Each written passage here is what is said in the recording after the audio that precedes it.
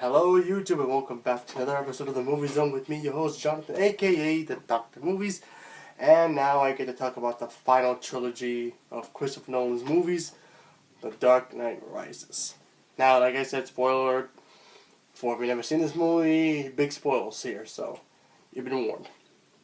Alright, so now that we left off basically after the events of The Dark Knight, Batman decides to take the blame for what happened to Harvey Dent after he became Two-Face, because they didn't want Gotham to lose hope that their greatest hero, basically, who cleaned Gotham the right way, was going bad and turned to the bad guys.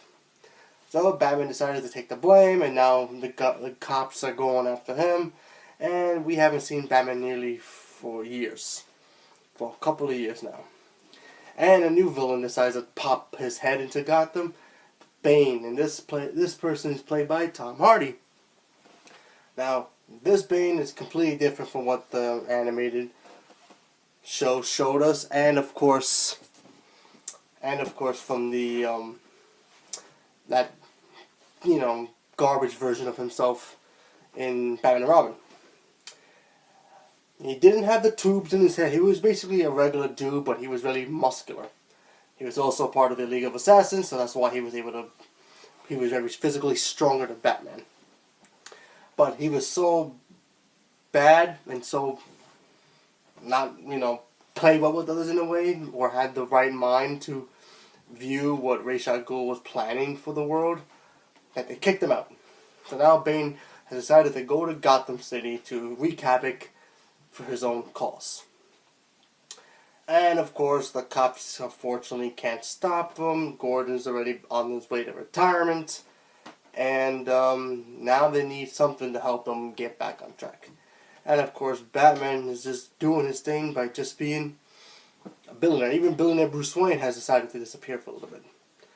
Now, we also have another person in this movie, a female interest for Batman in a way. We have Anne Hathaway playing Catwoman, and she's awesome. She was literally great. She was smart, sexy, seductive.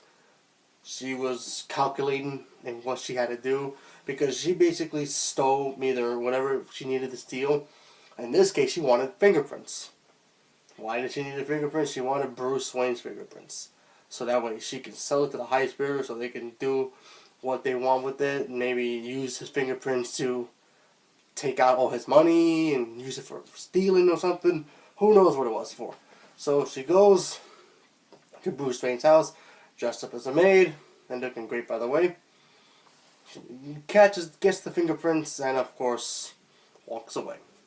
Now Batman's kind of getting interested in this woman, trying to figure out what's her scheme, what's her plan, and then he decides he's going to go to the Batcave and figure it out as Bruce Wayne, as the detective that he's supposed to be. Now, of course, Bane also has his own plan. He wants to, he goes to the stock exchange for Gotham, and he basically causes havoc, He wants some codes, he wants some information, and basically, this is what really gets Batman out of it, because now he finds out this Bane guy is really causing trouble, and he's got these ninjas, and now he's got to come back out of the shadows and come back as Batman. Has he lost a step as Batman in this? Yeah, for the most part he did, because honestly he was out of action for a while. So when he first confronts Bane, he, like in the comic books, gets his ass whooped. He gets his back actually broken. And, this guy is a lot bigger than him. He was a member of the League of Assassins. So was Batman, but he had more training. He had more time to practice. He was in his prime. He was, he continuously trains himself. Otherwise, it's unlike Batman, who stopped being Batman and training due to the fact of what happened in the events of The Dark Knight. So Batman finally confronts him, and he gets help from Catwoman after he meets her. They team up, and he tells Catwoman, listen, I need your help. He's like, take me to this Bane guy. I'm very curious to see who he is and what he's all about. She takes him to the tunnels where he's hiding, and it was a trap. Basically, Batman got caught, starts fighting Bane, loses, gets his back broken, and then Bane decides, listen, I'm going to take over Gotham, I'm going to do my thing, you're dead, you're done here. He doesn't really kill him, he just breaks his back, and then he ships him off to like this prison where Bane, as a child, had to escape. It was a big hole, and in the ground was the prison. And he had to climb all the way up to get out. He was the only person to do it. Well, he says that, but somebody else did, and I'll get to that person in a minute. But yeah, so basically nobody's escaped from this prison. Is basically impossible to escape from. And of course, Batman's in there now, and Bane has a new plan where he has a bomb that he took from Wayne Enterprises that they used to basically make clean energy for Gotham, and he turned it into a bomb. A nuclear bomb that can blow up half the Gotham. Now Batman is watching this on TV, which for some reason I don't understand how he even has TV reception in that kind of area, but go figure, because in the prison he's watching Bane do his havoc and destroying Gotham from the inside. You know, taking away the rich, having the poor do what they want with the money, causing havoc, letting all the prisoners escape from Blackgate prison, having them come out so they can enjoy life or whatever they want to do. And of course the National Guard and the police can't do anything about it, because if anybody tries to escape, Gotham, the trigger man, as he calls it, will press the trigger of the bomb and blow up Gotham. And it was a really cool scene where Gotham, football stadium gets blown up, and then that's how Bane basically tells his whole plan to Gotham. He's like, listen, you got a couple of days, be with your family, but sooner than later everything's going to go kaput. And there's only one person right now who's actually doing anything about it, and that was Joseph Gordon-Levitt. His character plays a cop, and I liked him in this movie. He was very good on what he was doing. He even believed in the Batman's cause too. He's like, listen, Batman needs to come back, and he needs to try to stop this Bane guy, because I think he's the only guy who can do it. But since Batman was gone because of what happened with Bane, Joseph Gordon-Levitt's character decides to just do his thing. So we get to a point now where Selina Kyle, aka Catwoman, has decided that she is making a choice. She's either teaming up with the bad guys or she's gonna leave, because you really don't know what side she's really on. But she likes to do it both ways. She likes to have her own fun. She likes to help the bad guys, and she likes to be good as well. So, and of course, while Batman is watching all this chaos happening in Gotham, he's training. He's trying to get back into shape and trying to figure out a way to get out of there. Because then he hears all the people talking about these stories about how this one person got out, and it's very, very difficult for them to get out. Because they have to climb all the way to the top and try to reach this one point where it's like a leverage. So he's got to come here, he's got to jump over and try to grab it so he can climb out. Keeps falling, keeps missing, hurts his back a couple times, even pulled out his back once. So, and as all this happened, the climate changes from fall to summer to winter and back in Gotham. So that happens. And then, of course, Batman fortunately gets out, comes back to Gotham, beats Bane, and saves Gotham once again. He sacrifices himself by taking the Batwing, which is his new toy that he has from Lucius Fox. It's like the Batwing, basically this is a glider kind of thing, so he has that. Saves Gotham, and he does this thing. Now, this movie is very long, and also some points in this movie are kind of slow.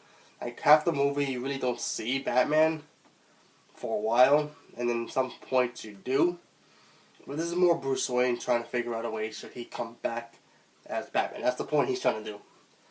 This is the point of the movie. Basically, he's trying to figure out, like, okay, should I be Batman again or should I not? It's very complicated. But the movie is very long, because I think it's longer than the other one. I believe. It should be, but who knows. Yeah, I still enjoy this movie. It's a good movie. I really like Bane. Bane was different from the comics because, honestly, in the comic books, if you remember, he has, like, the venom in the back of his neck, and he has, like, these tubes. But in this Bane, just Nolan decided he didn't want to use, like, mystical elements of that kind of stuff. It gives him a mask where it covers his face. So that's basically, he's saying that the venom goes to his mouth and he breathes it in so he can get strong. But I don't know, it really just made Bane not talk really well. He talked like this. So, but Bane was fine. I liked the Tom Hardy. He played it pretty well. And then, of course, you know, you have Talia al Ghul, who's in this movie too, who's also another love interest for Batman, and she's also trying to take over his company in a good way, not like in a bad way. Like she wants to destroy it. She wants to take over and be in charge and all that stuff and really help out the company. But of course, secretly, but before he even knew she was Talia, she played a character who just decides like, listen, I'm gonna help you build with the company. Let's take this project of yours, this clean energy project, and make sure Gotham has better cleaning energy for life. But of course, her plan was really that she wanted to turn that into a bomb and then blow it because she wanted to finish her father's work. And then you do see Ra's al Ghul in this movie, even though he's dead from the first one. But, you know, his messages, like how he wanted to save Gotham his own way, are still in this movie, you know, because of his daughter Talia. And even at points where Batman's in the prison, he sees, you know, like in his mind, Ra's al Ghul. So, I mean, like I said, I like this movie. It's the weakest of the Batman movies, yes, it is. For a couple of reasons. I mean, one, honestly, how long is Batman going to be in that prison and actually have TV reception? It made no sense. Because they're in actually prisons. They're in a prison and they're in the middle of nowhere. I think he's in another country. So, I don't know how that whole him watching the TV, how he can get reception out there. So, I don't know. But, whatever. That's pretty much it. And also, I really wish Talia al Ghul was actually in the movie more. She only comes to the end. She's in the whole movie, but you really don't know if she's Talia. And then you find out she's at the end of the movie, she's Talia al Ghul. Even though it's clear you really know she is, but they don't mention it until the end of the movie. And, you know, they didn't really explore her and Bruce's relationship like they do in the comics, but whatever. And the only thing I really, really, really like about this movie is Anne Hathaway. She kicked ass in this movie. She was great. She looked great. Got to ride the Batpod, so that was fun. Overall, if I had to give this movie a score, I'd give it a solid 8. Like I said, there are moments in this movie. I think Joseph Gordon-Levitt was great in this movie. He ended up being Robin at the end. Even at the end of the movie where Bruce Wayne dies. Because at the end of the movie, Christopher Nolan does like like an inception to you. Making you think what the ending could be. Because a lot of people think he died, but then he shows up at the end. And then Alfred sees him at the end of the movie. But we're not sure if Alfred was just thinking that or he actually sees them. So he plays our minds with that. So I personally think Batman is still alive. But even though if Bruce Wayne is dead, the mental Batman doesn't die. Then Joseph Gordon-Levitt gets the Batcave, and then there you go. Dark Knight Rises, and then the next Batman movie, right? No. Then we get the DC Universe. So there you go. That's my review for The Dark Knight Rises. Let me know what you think about it. Have you seen it? Do you think it's the weakest? Do you like that one better than The Dark Knight or even Batman Begins? Let me know, and thank you, and have a good day.